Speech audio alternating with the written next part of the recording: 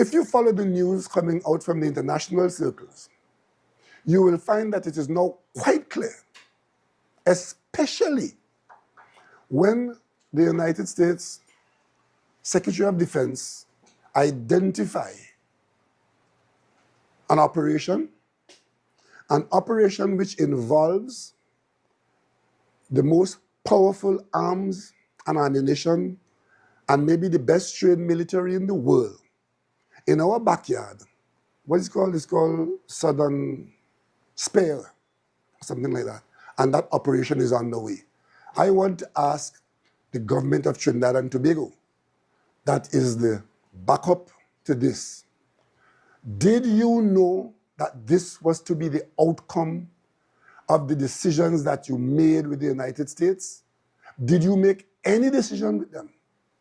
Did they share any information with you about this operation, which involves nuclear submarine, thousands of Marines, assault capacity for a threatened neighbor, aircraft of leading edge technology, and of course, most importantly, the use of Trinidad and Tobago as a staging ground for this operation?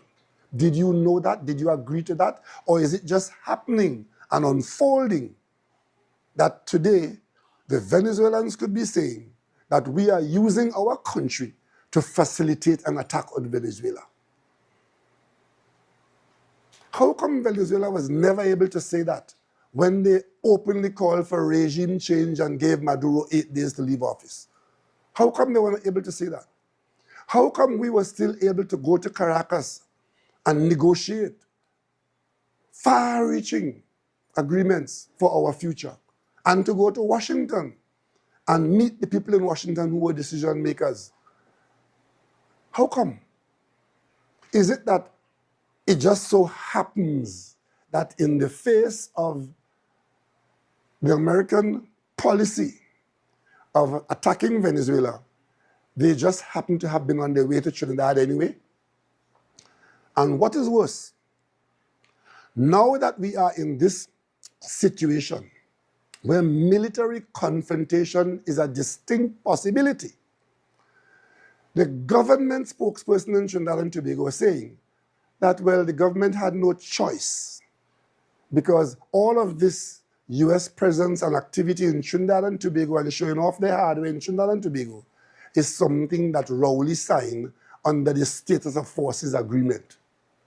I want here this morning, for the benefit of every citizen of Trinidad and Tobago, as the former Prime Minister of Trinidad and Tobago and Chairman of the National Security Council, and the person who sat and spoke with Americans throughout my term, that there's absolutely nothing in the Status of Forces Agreement to permit any commitment from Trinidad and Tobago to breach the UN Charter to intervene military in any of our neighbors or anywhere in the world. Absolutely not so at all. Anybody from the government saying that, it is a lie. There's nothing in any document that I'm aware of which prevents the sovereign government of Trinidad and Tobago from saying yes or no to any request coming from any country if we believe that it jeopardizes our sovereignty or puts our vulnerability to the test. So let's get that very clear. If tomorrow there is a confrontation between Venezuela and the United States, and Trinidad and Tobago is seen to be a participant, big or small, it is entirely as a result of decisions taken and actions taken by the government of Trinidad and Tobago under the UNC, under the leadership of Kamala Persad Bissessar. And I want to make that abundantly clear.